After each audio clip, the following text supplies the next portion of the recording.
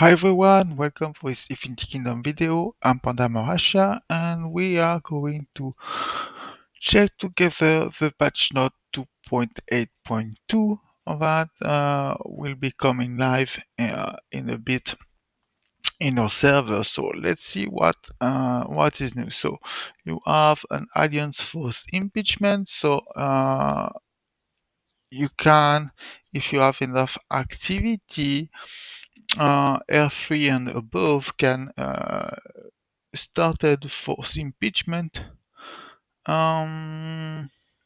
which is basically a vote to determine if you want to keep the current leader or not. And why a force impeachment is initiated, some permission for R5 and R6 will be restricted and it will be restored once the impeachment ends. So yeah, that's not something to play with it too much because it can have an impact on permissions, but it can force someone out if the majority of the alliance agreed that is not the leader that they need, right? Then we have individual immortal and dragon sharing. So that's a button in the interface that allow you to share on chat channels. So that's kind of good because individual immortal you had to go to portrait to share them, and dragon you just could not. So that's quality of life. It's okay. It can make the community more chatting and engaging, I guess. So you can share your stuff. Tower of Knowledge optimizations added new skill effect and status effect categories. Okay. Optimize main interface. So we're gonna have to see what it looks like, right? Because right now I don't know exactly how that will translate in game.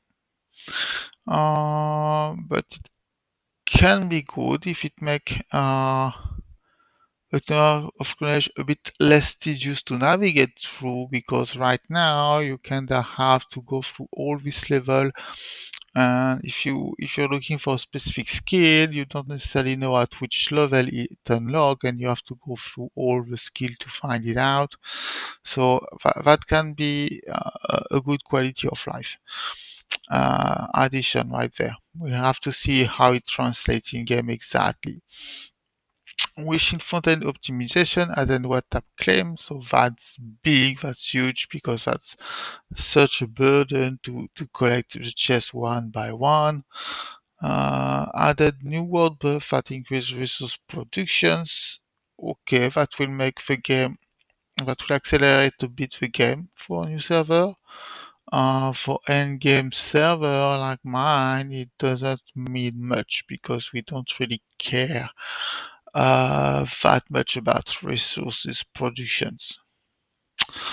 Selection chest and random chest display optimization. Optimize the tooltip on inventory display. So that's quality of life. We'll have to see what it looks like once it will be implemented.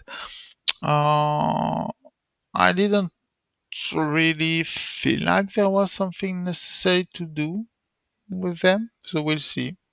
We'll see what it does.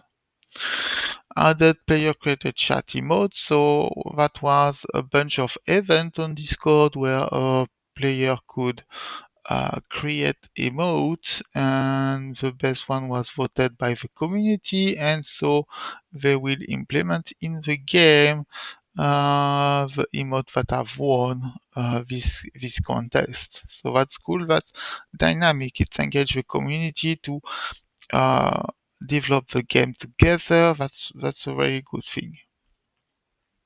Chronicle place interface optimization. So that again is one thing we'll have to wait and see what it does exactly.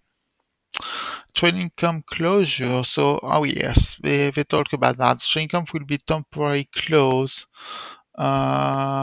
beginning from April 17th, and we don't have the date of when it will open again. So if you have a subscriptions, you want to disable it before it closes. And if you forgot about that, you will be provided the compensations that will be sent by email. So we'll see. Okay, so that's it for quality of life. Now we'll go with balance adjustment. So immortal adjustment, Athena's initial energy erosion speed is increased. So that's a big buff for Athena, which was kind of needed because Athena kind of fell off the meta a little bit. Like we see a lot less of her recently. So that can be good. Loki, so the magic damage is increased, of his skill is increased by quite a lot. Uh, it still have 25% chance to confuse for 6 seconds, which is still increased if the target affected by bleed or tear. But then is exclusive artifact effect no longer heal, but instead it just straight out increase the damage dealt by skill by 30%. So that was a very needed buff for Loki because Loki was completely out meta because Emiko just does better. So now we will have Loki, which will deal on paper much more damage than Emiko because he will have higher base damage and he also have a higher energy regen. So both combined will make him pretty far above in terms of damage. But then again, you still have the issue that it's a Chaos Immortal, and so it's very much more difficult to specialize him than specialize an Emiko, as an example. My Emiko is almost full specialized, which a lot of crit to add to the kit. So I don't know yet. We'll have to see how it goes. Does a Loki without specialization, it's harder than Emiko with full specialization. That's gonna be the balance point to understand and know if Loki is going to be the new meta mage or if Emiko will still reign supreme as a queen. Uh, yeah, we have to see that because it can affect a lot the meta here. So Monko Patch increased dodge rate, so it no longer increased the dodge rate, it changed to just it deal more damage. Yeah, I don't know about that because the main issue of Monko Patch is that it just do nothing really in the early game, in the early match, because dodge is non-existent. There is too much accuracy in the game for dodge to matter, and then dealing 30% more damage after that, I don't think that's gonna be enough to put Monko back in the meta. I just think it's not enough. I think Monko will still be a sad, pretty face on the bench. It won't allow him to get back. So that's it for the immortal change. When we have Wind Dragon skill adjustment. So that's kinda big because now the wind troop restrictions is removed from the skill and talent.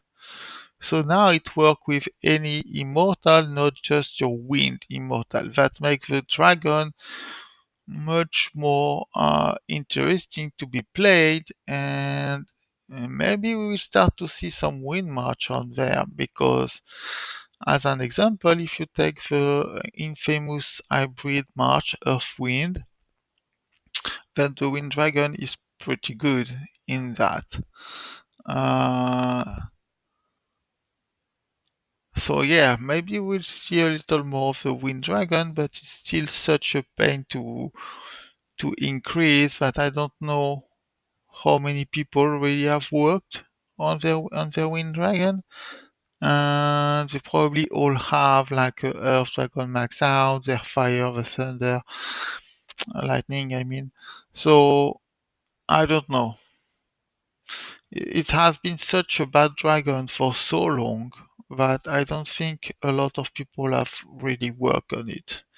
And in Umeta, at least on my server, or all the servers that have hit the end game, if the dragon is not max, it's not usable. That's just as simple as that. So yeah, I don't know. We will see if that's enough for people to start having interest in the Wind Dragon, or if it won't change much. To have an adjustment. Okay, just some level adjustment for skill. I'll let you read through this. It's not really that interesting for us. And that's it for the patch note. I hope you enjoyed the video and I'll see you guys later. Bye bye.